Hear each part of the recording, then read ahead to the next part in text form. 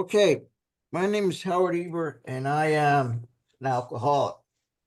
We have spent quite a bit of time talking about the problem, the threefold condition of a physical allergy, a mental obsession, and a spiritual malady that convinces us, despite everything we know, to take that first drink, which gives into the obsession, and that triggers the allergy. And we've read about that in the doctor's opinion, and read about a person who had similar experiences in Bill's story. And after reading Bill's story, hopefully most of you felt, as I did, that I'm just like that guy. And if he could do it, maybe I could too. And so the next chapter is entitled appropriately enough, There is a Solution. A solution, not many solutions. I hear people at meetings sometimes say there is many ways to do this as there are people in the program.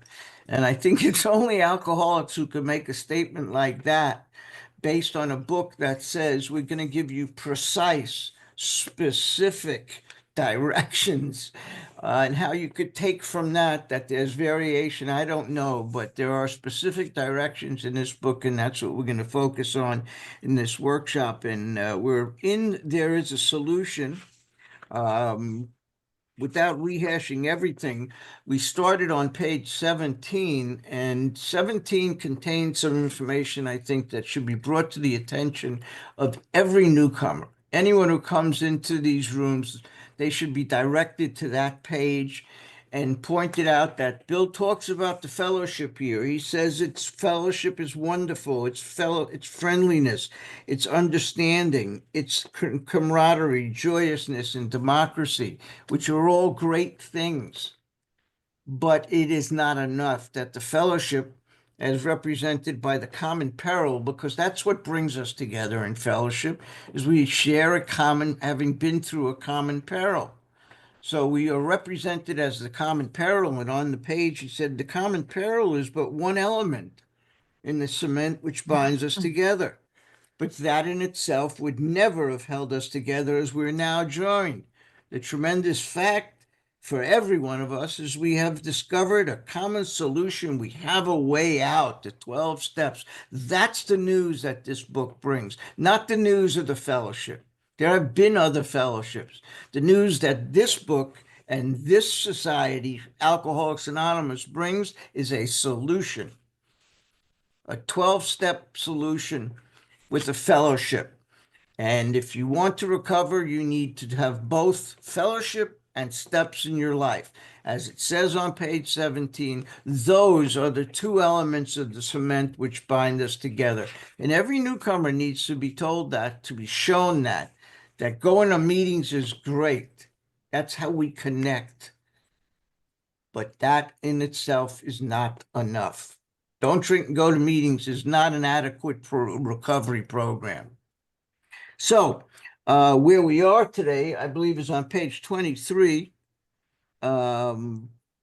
We started the page with Bill pointing out that all of the things that make us a real alcoholic would be academic and pointless. All the things that are said to us on page 21 would apply to someone who's a moderate drinker or a hard drinker. But the real alcoholic, none of those excuses, none of those threats is going to be enough for us. That fear is an inadequate higher power. Bill, in his story, talked about fear, sobered him up for a bit.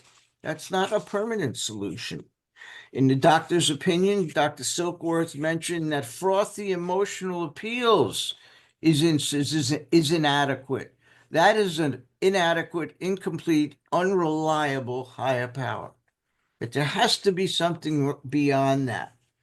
And Bill mentions on page 23 at the top of the page that these observations would be academic and pointless if we never took the first drink, thereby setting in the terrible cycle in motion. These never taking the first drink is just another way of saying we give into the obsession. And once we give into the obsession, it's in us. And once it's in us, it is on us. And that means that the terrible cycle begins, the craving that sets in. Therefore, and this is a revolutionary statement, the main problem of the alcoholic centers in his mind rather than his body. Our problem is not that we have a body that assimilates alcohol differently than other people. And there's a whole formula for that, which we talked about a little bit in the earlier weeks, but actually it makes my hair hurt to go through it again. I don't need to know the scientific explanation. I just know when I put it in my system, something happens. I have an adverse reaction. I'm allergic to ragweed and pollen and cat dander, and I'm exposed to a little bit of it. My body has an immediate adverse reaction. I sneeze, sniffle, wheeze, tear. Well, none of those are allergic reactions to alcohol and drugs. Our allergic reaction can only be felt. Our allergic reaction can only be experienced. How do you explain craving to somebody who's never felt it? I don't know how to do that. Um, on page 23, where we are is at the bottom of the page, paragraph 3, where he says how true that is, few realize. And what he's talking about is if we go to the previous paragraph where he says the truth, strange to say, is usually he has no idea why he took that first drink than you have. Some drinkers have excuses, which they are satisfied part of the time, but in their hearts, they really don't know why they do it. Once this malady is a real hold, there are a baffled lot. There is the obsession that someday, some way, they will beat the game. Somehow they will beat the game, but they often suspect they're down for the count. That obsession, that lie that we will beat the game is the big lie. And the paragraph begins with a statement that says, once in a while we may tell the truth. And that truth is that if we take that drink and we're asked why we took it, the answer is usually, I don't know. And that's when we tell the truth, because we don't know. When I relapsed and I took that drink and I took that drug, I didn't know why I took it because I was not here. I had checked out. When an addict or an alcoholic during sobriety takes a drink or a drug, it's because they're functioning with a brain that is less than whole, with a mind that is less than whole. We have crossed that line from sane to insane. If you think about 5 of the dumbest things you ever did in your life, you probably will miss the real dumb, stupidest thing you ever did. I would. The dumbest thing I ever did is take a drink and a drug, knowing what would happen afterwards. And I did it sane. I did it without alcohol or drugs in my system. So the dumbest thing I ever did, I did sane. Bottom of the page, how true this is, few realize. And what I believe he's talking about there is how severe it is. That this is a disease that can be fatal. In a vague way, their friends and family and friends sense that these drinkers are abnormal. Please underline abnormal, and above it, I put A/O. Anytime I come across the terms alcoholic, real alcoholic, etc., anything related to that, I always put A/O, which means allergy and obsession, because I want to always remember that he's talking about me. That I could convince myself he's talking about somebody else when he says something like being abnormal, but I know I'm abnormal because I have this allergy and I have this obsession. So I always have to remember, Howard, he's talking about you. But everybody hopefully awaits the day when the sufferer, and please highlight this, will rouse himself from his lethargy and assert his power of will. Lethargy is another inadequate higher power. even though lethargy means extreme apathy and laziness. This shows the misunderstanding and the ignorance that most people have about our condition because they think it's a question of will. If they think that you're lethargic and that's why you're not getting better, they don't understand that it's not a question of willpower, that our condition can only be healed by a power greater than human power. So rouse from your lethargy is not going to do a thing. And it's a great example. He said earlier in this chapter that surrounding us is a world of ignorance and misunderstanding. And here's an example of that. Anyone who could tell us that, pull yourself together, pull yourself up by the bootstraps, just say no, any of those things, doesn't understand.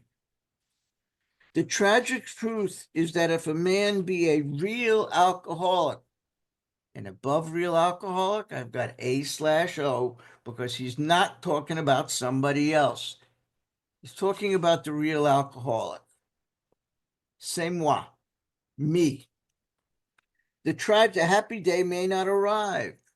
He has lost control. Please underline and highlight that. He has lost control. Let me finish this paragraph and then we'll go back to that line. And you may want to highlight the rest of the paragraph on the top of page 24. At a certain point in the drinking of every alcoholic, and please underline every alcoholic, he passes into a state where the most powerful desire, underlying desire, it's another way of saying willpower, lethargy. To stop drinking is of absolutely no avail. The tragic situation has already arrived in practically every case long before it's suspected. Those of you who have the study version, I'm going to suggest opposite this in the blank page, you make some notes, and the notes are, we have lost the power to choose once we start because of the allergy. This is what Bill is saying here. We've lost the power of choice, right?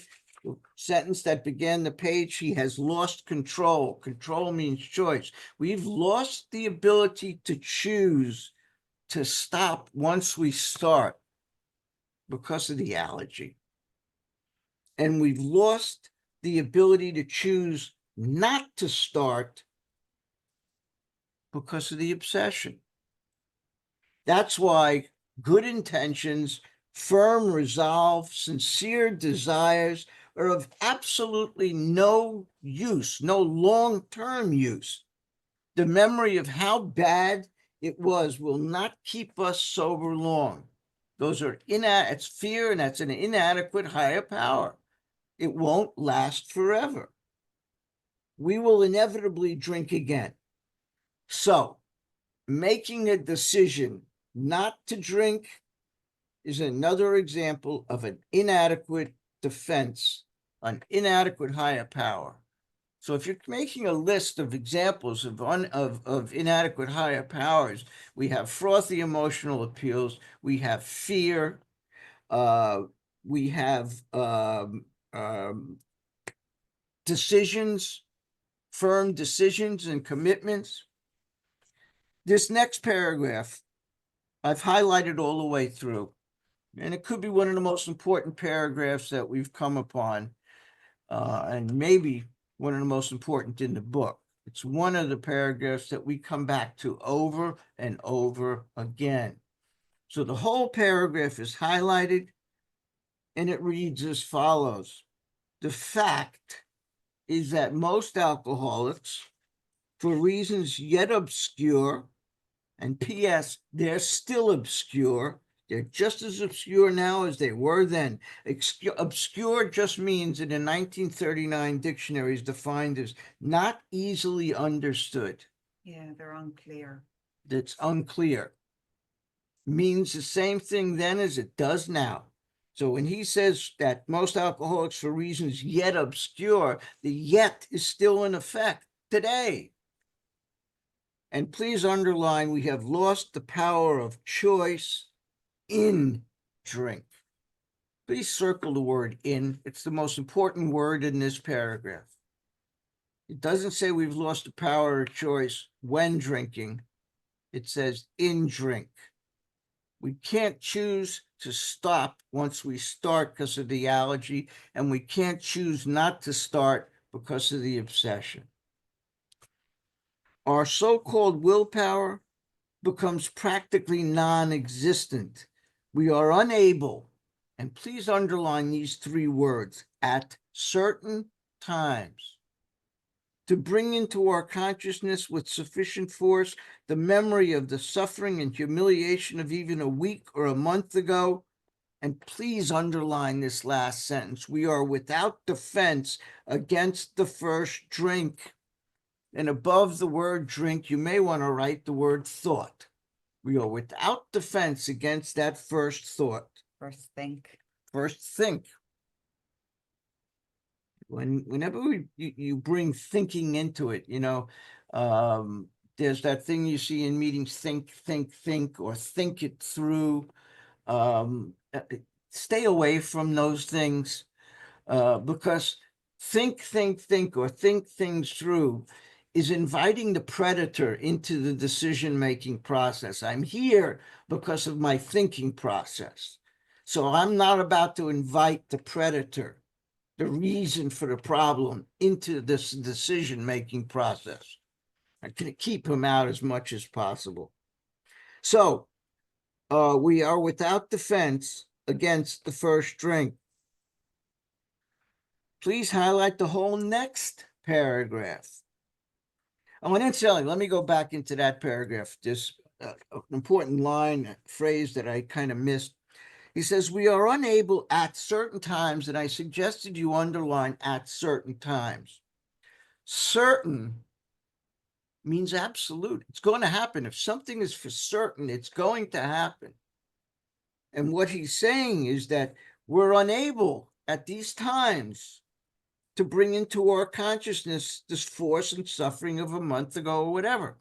The point is that just because we've been able to stop at one point doesn't mean we will be able to do it permanently. I once stayed clean and sober for a year. I didn't have a drink or a drug for a year. I was batshit crazy during that time period. I was That's when you met me. no, not when I met you. Absolutely not. I didn't know which end was up. I couldn't formulate a sentence. So just because we're able to at certain times to recall and use our willpower. Notice when I've mentioned that these things are inadequate in higher powers, that means that sometimes they'll work. Frothy emotional appeals seldom suffices. That just means it doesn't always work. So it means it all does work sometimes, but it's an inadequate permanent solution to this problem. The almost certain consequences, and there we have certain again, means absolutely for real, that follow taking even a glass of beer, don't crowd into the mind. Please underline mind to deter us. If these thoughts occur, what are these thoughts? We go back to the beginning of the paragraph, the mental obsession. These thoughts, the thoughts are of the certain consequences. So if the certain consequences do occur to us, what happens? They are hazy and readily supplanted, which means replaced, by the old threadbare. Threadbare means worn out. So if these thoughts occur of the certain consequences of taking that first drink, if they do occur to us, they're hazy, they're foggy, they're easily replaced with the old worn out idea, and underline that word idea because it's up here, it's in the mind, it's in it is the predator. And please underline that this time we shall handle ourselves like other people. The lie. That's the lie. Next to it, I've written the big lie because it is the big one. It's the big kahuna. There is a complete failure of the kind of defense that keeps one from putting his hand on a hot stove. It's an interesting parallel because later on, after some of the step work, he's going to draw reference back to this. But now, at this stage, we don't know enough to take our hand off that stove. Someone says it's hot. What do? Let me see. We're going to touch it. We're going to have to do that. Okay. Those of you who listen to Joe and Charlie may recall Charlie Parnley's story about the hot stove. Charlie Parnley was dirt poor when he was raised, and he was the fifth of 5 children, so he was the youngest. And they lived in a one-room home that had a old stove in the middle of it to serve as well, to cook on, but also to heat up the place that they lived in. And once a week on Sunday, they would take a big pot and fill it up with hot water that they heated on the stove. And they would the kids would be brought in one at a time and bathed.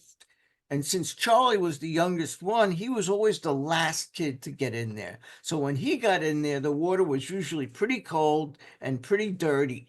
And he said one time he got in, and because it was so cold, he stood up real fast and he bent over and his backside touched that hot stove. And he said, you know what? For the rest of my life, I never was seized with the urge to drop my pants and have my ass up against the hot stove. It was sufficient to teach him a lesson. It's not for us. It's not for us.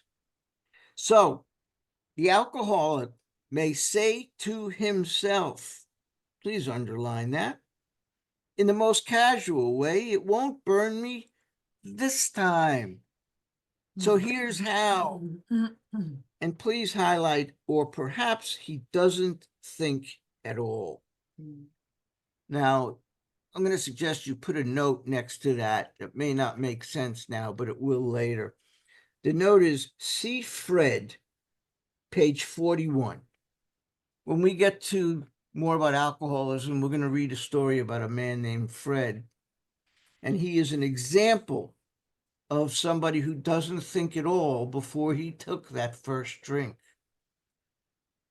So when we come back to it, it'll make sense. For now, just see Fred, page 41. How often some of us have begun to think in this nonchalant way. Drink. Please underline drink and above it write think. How often we've begun to think in this nonchalant way. Nonchalant means lack of care, no thought. Something we do nonchalantly means we don't even think about it. We just do it. And after the 3rd or 4th pound on the bar and said to ourselves, for God's sake, how did I ever get started again? Only to have that thought, and once again the thought, the predator returns, supplanted by, replaced with, well, I'll stop with the 6th drink, or what's the use anyway? Anyhow, in other words, game on. Game on, man. It's on at that point. Can anyone identify with that? Right? Absolutely. When this sort of thinking, and when he says this sort of thinking, he's talking about the last few paragraphs we've been talking about this, is fully established in an individual with alcoholic tendencies, and I've underlined alcoholic tendencies, and above it, what do you think I put? A/O. Alcoholic tendencies, the allergy and the obsession. That's what a tendency is. In this case, he's probably placed himself. Please underline and highlight beyond human aid. Beyond human aid. And unless locked up, may die or go permanently insane. Beyond human aid, I think this is maybe the second reference that we've had to that. And I recall in a letter that Bill Wilson got from Dr. Carl Jung, Dr. Jung said basically that it takes a spirit to defeat a spirit. Alcohol is a spirit. It takes a spirit, God, to defeat that spirit of alcohol. Carl Jung, one of the greatest psychiatrists of his time, even today, admitting that if you're a true, real alcoholic, psychiatry is not going to help you one bit. You need something much powerful, more powerful than human aid. These stark and ugly facts, please underline fact. We're not talking about opinion. And incidentally, if we are beyond human aid, fellowship alone is insufficient because fellowship is made up of humans. So if we're beyond human aid, there has to be some other solution to this condition, right? And if you think your higher power is your group, your home group, anyone who ever tells me that they use their higher power is their home group or their group, my thought is, how did you feel when you were separated from your group? Remember a few years back when COVID hit and we had to stay home and we discovered each other here on Zoom? You must have felt pretty detached from your higher power. You were denied access to your higher power, which means it's an inadequate higher power. Your home group, a group of drunks, is an inadequate higher power. Okay, these stark and ugly facts have been confirmed by legions. Legions just means large numbers, by huge numbers of alcoholics throughout history. But for the grace of God, there may have been thousands more convincing demonstrations. And please underline and highlight, so many want to stop, but cannot. So many want to stop, but cannot. So what do? We're beyond human aid. What do? Are we totally screwed? There is a solution. How many? Please. A solution. And please highlight that whole little sentence, those 4 words in pink, because it's a promise. And please, as Kathy pointed out, circle the word A. A solution. Not many, one solution. Almost none of us liked. Now let's see if Bill identifies here what the process is going to be. We've been told about the allergy. We've been told now finally we're introduced to a solution. Well, what is that solution? What do we have to do to put that solution into effect? And he's about to tell us. So let's see if we can pick out the steps in that. But he starts out by saying the solution involves you're doing stuff you're not going to like doing. I heard you love inventory. Yeah, I heard you love inventory. More than that, you love making amends, right? I do like running. So there is a solution, but it involves stuff you're not going to want to do. Almost none of us liked the self-searching, underline self-searching. Next to it, steps 4 and 8. The leveling of our pride, steps 1, 5, and 9. The confession of shortcomings, steps 5, 6, and 7, but 5 definitely,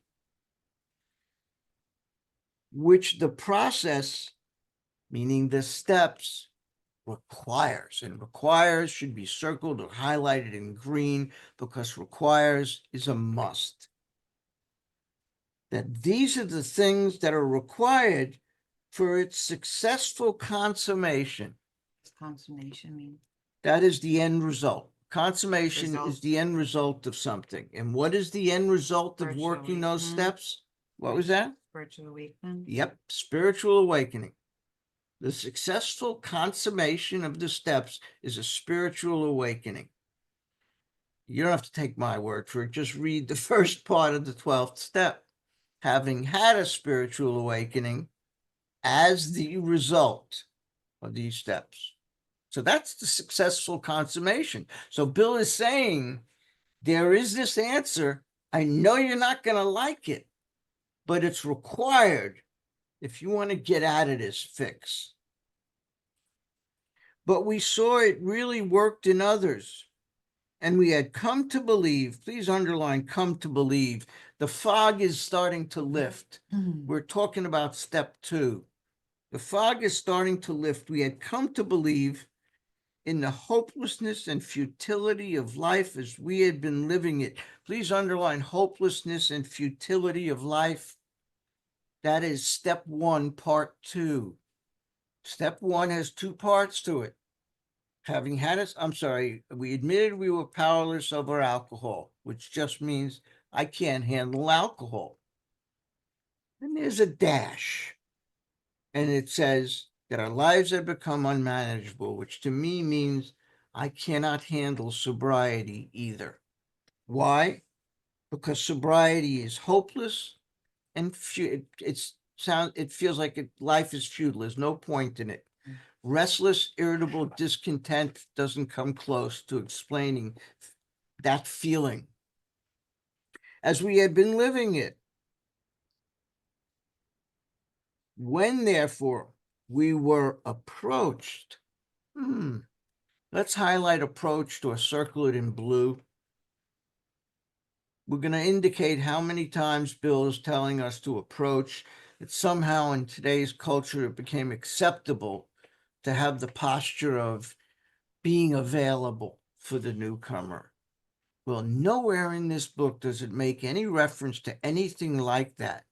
It repeatedly tells us it is our job, our responsibility to approach the newcomer, the person who's struggling. It is our job to do that. And so we've highlighted any reference to it in blue. And I think our list now has about 30 approach references on it. If you'd like a copy of that list, just send me a request to the bigbookstudy@aol.com and ask for the approach references, and please be patient. I will get to all of those emails. Just sit tight. I'll get there. By those in whom the problem had been solved. Please underline the problem had been solved, and above it, put the word recovered. Removed. Removed. Has been removed, solved, recovered. There was nothing left for us but to pick up the simple kit of spiritual tools, the steps laid at our feet. And please highlight this last phrase in pink. We have found much of heaven, and we've been rocketed into a 4th dimension of existence of which we had not even dreamed. We found much of heaven. We have found heaven on earth. Next to where it says much of heaven, you may want to write, see page 8, paragraph 2. And if you turn to page 8, paragraph 2,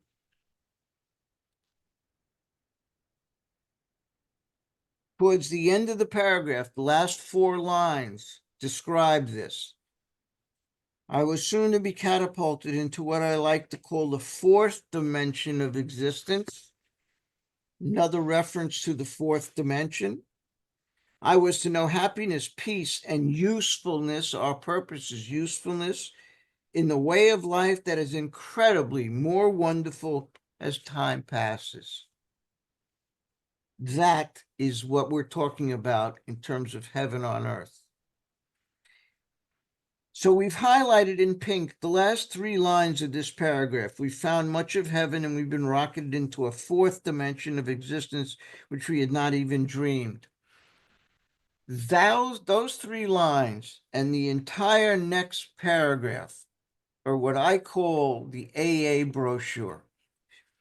You want to go on a vacation, say to Hawaii, you're going to get a brochure that tells you what to do, where to go, where to eat, where to stay in You Hawaii. want to go on a cruise? Going to go on a cruise, get a brochure, right? No, I'm not going on a cruise. Thank you. If it gets farther away that I can't see ground anymore, I'm not going. If I can't swim back, I'm not going. Way too many accidents that we don't even hear about on cruise ships. So I'm not interested. I'll go on a cruise ship as long as it stays on the shore. Sounds good. Yeah. But in any case, rocketed into a 4th dimension. So, second reference to 4th dimension. What is it? We defined it earlier. We'll define it again. There are 3 basic dimensions in life: the spiritual, the mental, and the physical. And as a result of working the first 3 steps, we get right spiritually. We are in harmony spiritually. As a result of 4, 5, 6, and 7, we get right mentally. We are in harmony with ourselves. We are in harmony mentally. And as a result of steps 8 and 9, we get right with our fellow man. So we are in harmony physically. So if I have worked those first 9 steps and I'm in harmony in the 3 basic dimensions of life, then I am walking, I am functioning in what Bill is referring to as this 4th dimension of existence, which is the harmonious blend of the other 3. We have entered the world of the spirit. That's the 4th dimension, the harmonious blend of the other 3. So let's continue in the next paragraph. The great fact is just this and nothing less. Please underline great fact. And if you would, we're going to be keeping track of the facts in this next couple of pages. But this is the great fact. What is the great fact? We have had deep and effective spiritual experiences. Please underline deep and effective spiritual experiences. And what has that done? What has that spiritual experience done for us? It has revolutionized, meaning overhauled, changed our whole attitude towards life. Underline, please, attitude towards life, and above it, write mental. That's the mental dimension. My attitude towards life is the mental dimension. Toward our fellows, I've underlined toward our fellows, and that's the physical dimension. And towards God's universe. I've underlined God's universe and I've written spiritual dimension. So we've had these deep and effective spiritual experiences which have revolutionized our attitudes towards self, towards God, and our fellow man. The central fact of our lives today. Now, this paragraph started with a great fact, and that great fact is we've had these spiritual experiences. So that's the great fact. Now we're going to talk about a central fact. The central fact of our lives today is the absolute certainty. Please underline absolute certainty. And above it, I've put the word faith. That's what faith is. Absolute certainty, surety, experience is the absolute certainty that our Creator has entered into our hearts and lives in a way which is indeed miraculous. Our lives. Yes. You could read that sentence the other way as well, which says that our Creator has entered into our hearts and lives in a way which is indeed miraculous. Lives or lives says the same thing. It's miraculous. He has commenced to accomplish those things for us which, please underline, we could never do by ourselves. Are we sober today? Hmm? How are we sober today? How did that work out? Not by ourselves. We have access to power that has done for us what we couldn't do for ourselves. Now, let's go back to the beginning of this paragraph, and it says we have had deep and effective spiritual experiences. Let's talk about spiritual experiences.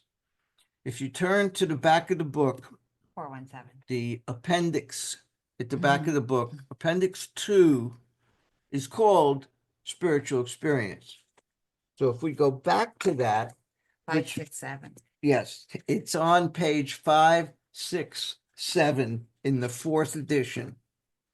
It just happens that way. For what it's worth, in the 1st and the 3rd edition, it was 569.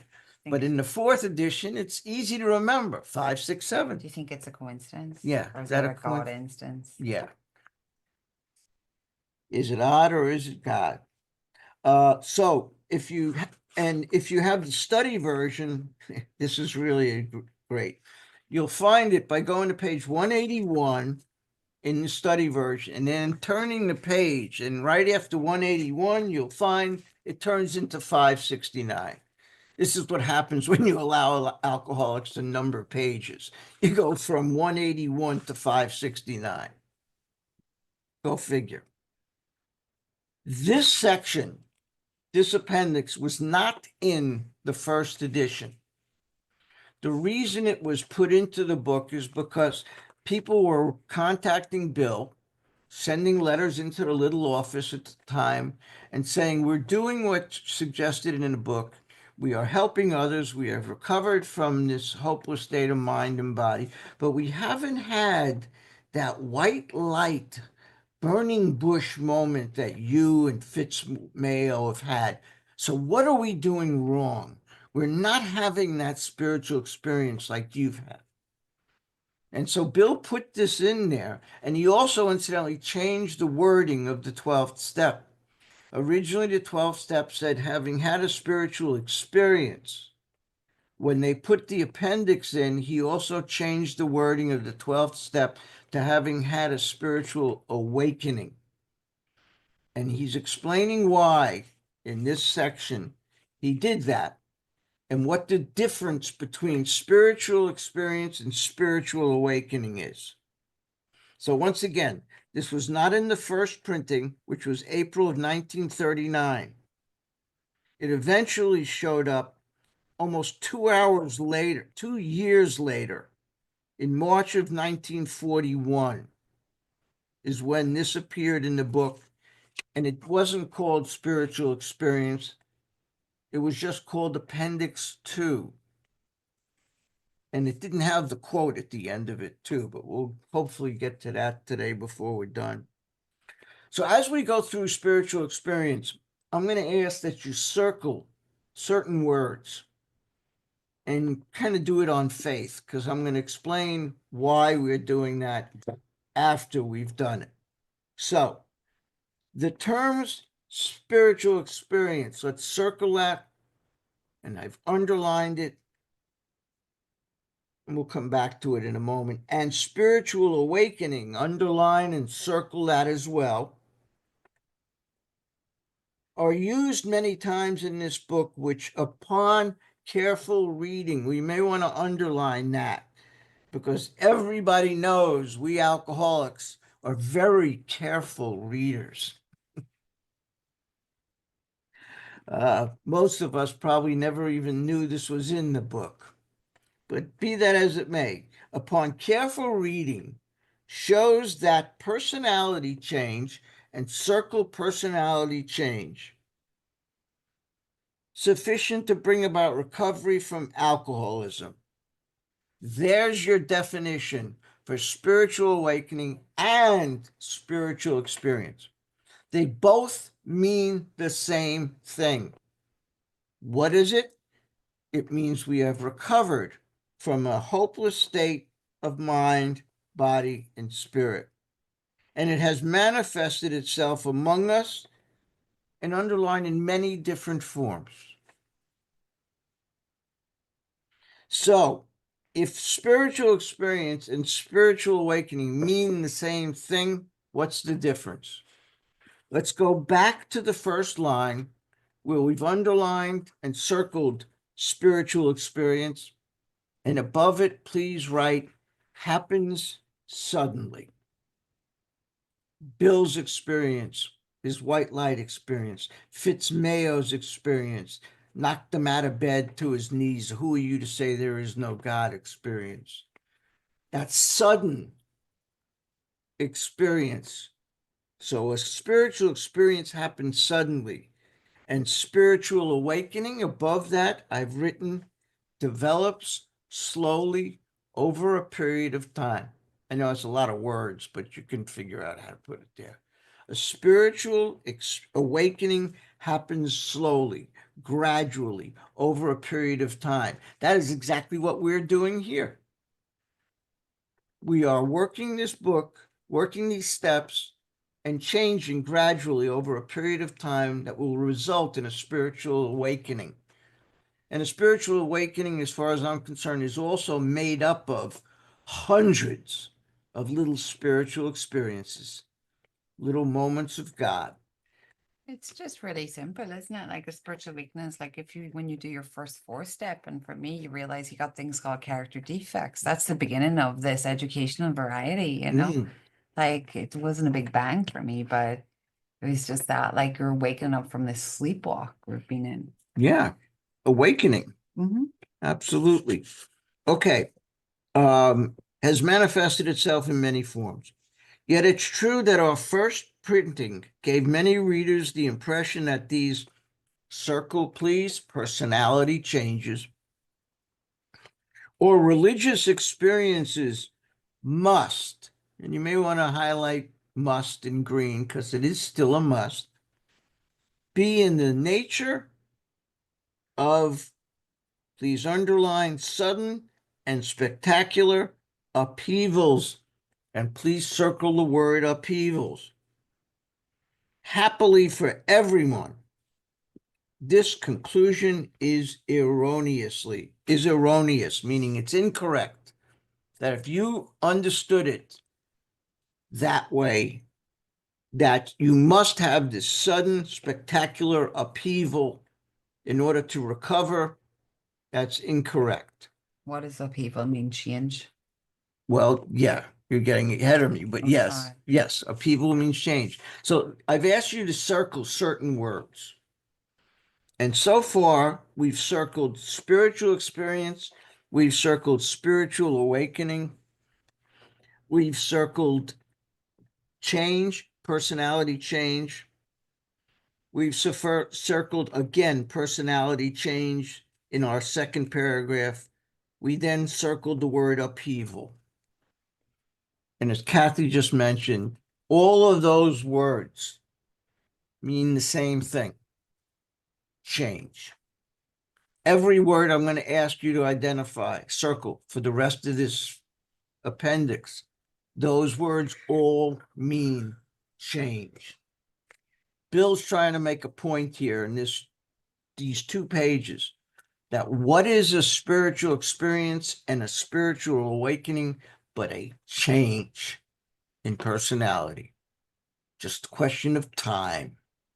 So continuing, he says, in the first few chapters, a number of sudden revolutionary changes. Circle revolutionary if you would, because if it's a revolution, you've changed something.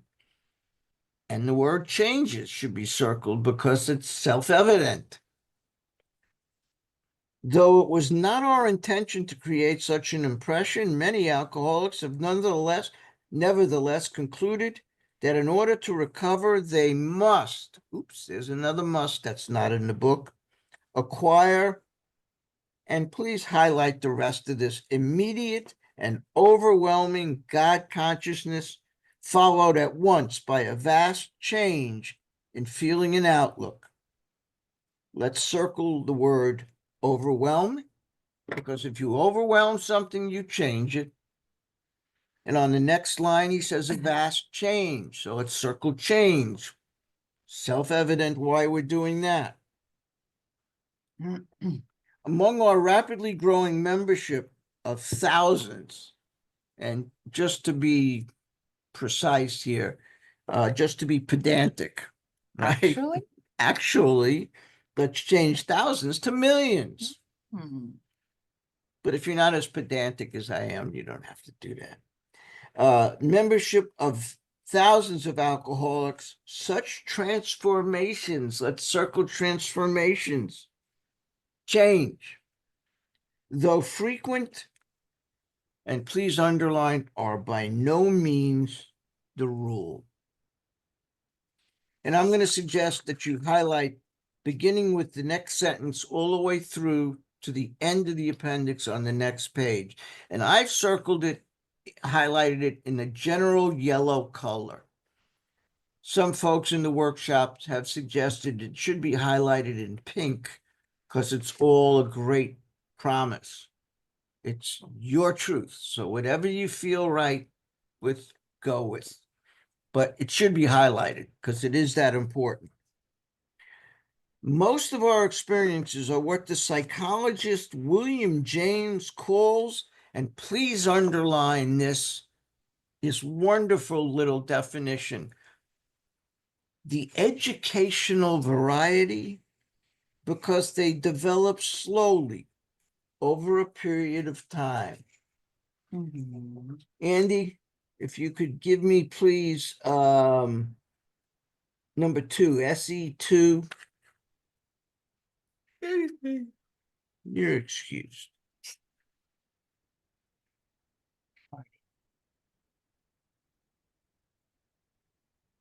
Andy, SE2, got it there? There we go. William James. What is attained is often an altogether new level of spiritual vitality. He is defining spiritual awakening, spiritual experience.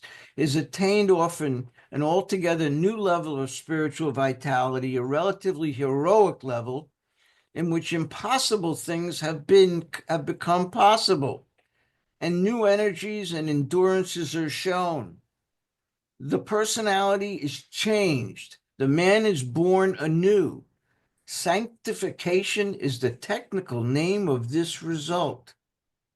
The effect of conversion is to bring with it a changed attitude towards life, which is fairly constant and permanent, although the feelings fluctuate. In other words, the persons who have passed through conversion, having once taken a stand for the religious life, tend to feel themselves identified with it, no matter how much their religious enthusiasm declines. Now, that isn't the easiest thing to navigate through, the way William James writes. And William James wrote that book that Bill just mentioned here about or is referring to here, that the varieties of spiritual experience, varieties of religious experience, I'm sorry, is a book that was supposedly given to Bill when he was in the hospital, and I don't buy that for a second that he read this. This is an almost impossible book to navigate through. It is a difficult read. I've met only 1 or 2 people in recovery who've told me they've read the whole thing and they understand it. I'm going to make a suggestion to you. If you have the book and you're having difficulty getting into it, my friend Jay Stennett made a suggestion to me that I'm going to pass along to you, which is start reading the book with lecture number 9. This book is a compilation of lectures that William James made. 11? Number 9, IX, right? Because X is 10. Yeah. 11 would be XI, right? So IX is 9. lecture number 9, called appropriately enough conversion. What we've just read should indicate that. So see if reading it that way might help. Andy, if you would, I think I'm looking at what is the next window? Oh, well. Oh, I'm sorry. Number 6, I believe. Yeah, SE6. This was in the mailing, in the emails I sent out. In case you don't have that book and don't want or can't go out and buy it, I've sent you a PDF of it. It's 600 pages long. But if you want to read the book, here it is. It's in your email. You don't have to print it necessarily, but there it is. Andy, if you go back a little bit, go back to the table of contents. There we go. What I'm talking about is lecture number IX, which is 9, conversion.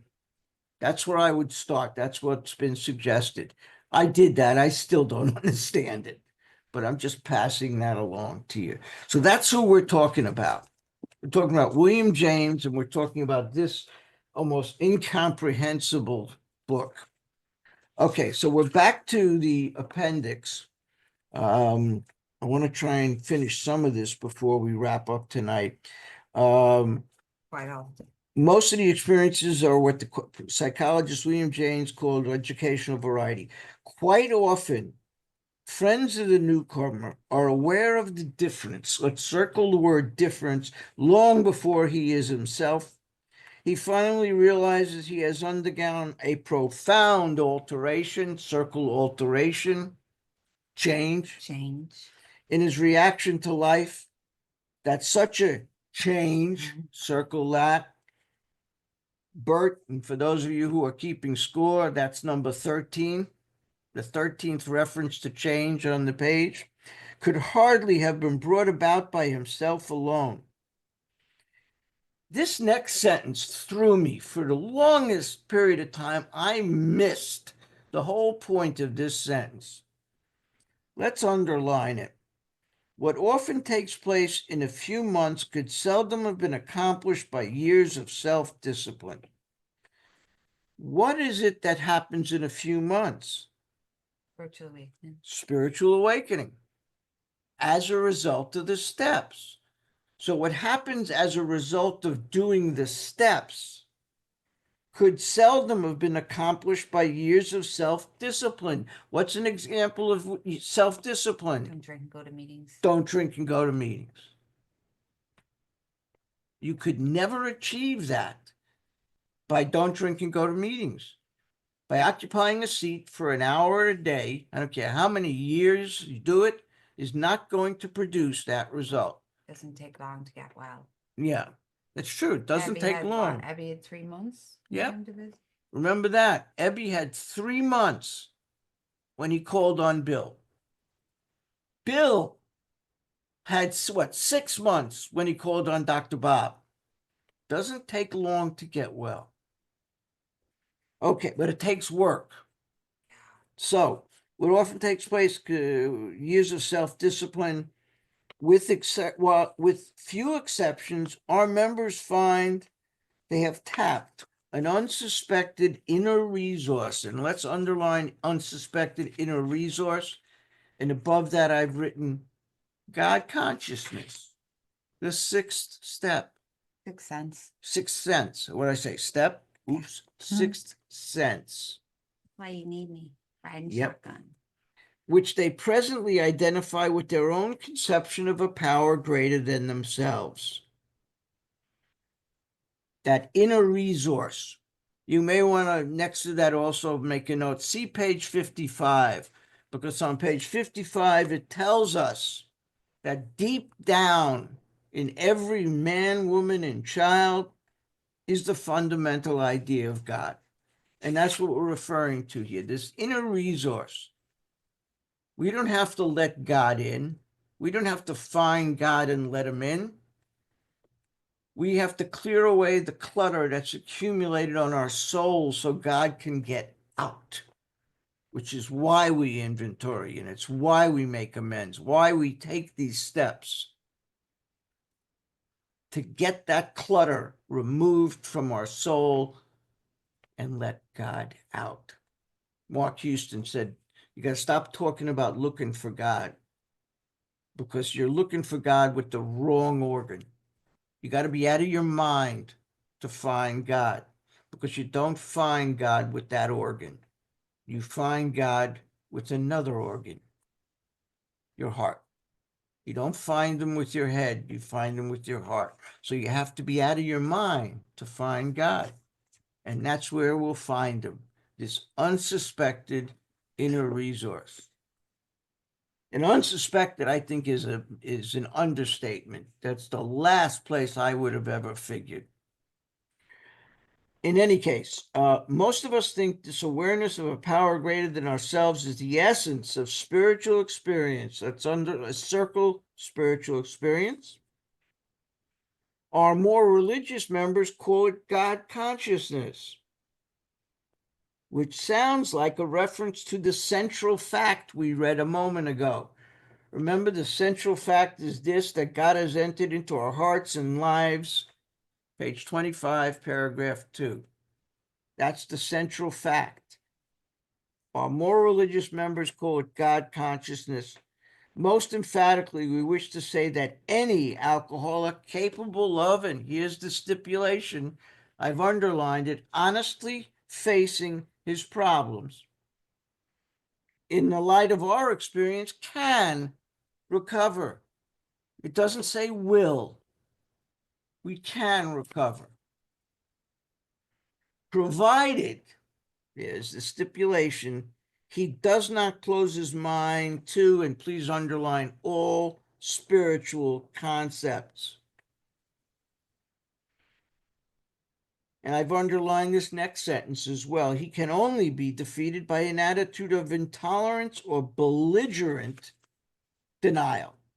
Belligerent denial is just arguing something, being hostile, being quarrelsome, being combative, having a fighting attitude. That's the way I was most of my life, belligerent. I loved getting under your skin. And the easiest way to do that is find out what your opinion is on something and take the opposite opinion. Didn't matter what I really thought. My objective was to irritate. I was being belligerent just to get a reaction. And that's what he's saying people do about God. He can only be defeated by an attitude of intolerance or belligerent denial. We find no one need have difficulty with the spirituality of the program. Please underline spirituality. For what it's worth, he doesn't say religion. Spirituality, not religiousness or religiosity of the program. And I'm underlining this squiggly writing, willingness, honesty, and open-mindedness are essentials. Here's a good one, essentials. There's a $50 version of must. So that's in green as well. But these are indispensable. Oops, another must. Two sentences, one essential, one is indispensable. They both are musts. And if you count up the circles of all the references to change, there are 14 of them. And we're going to read the last part and we're going to go over it next week. But it says, there is a principle which is a bar against all information, which is proof against all arguments, which cannot fail to keep a man in everlasting ignorance. That principle is contempt prior to investigation. And I hate leaving on that note, but we are going to start next week with going over what that is about, because there's a whole story involved in that, but we'll come back to it. So what do we have? We have all of these references to change. The key word in this section, this page and change, is change.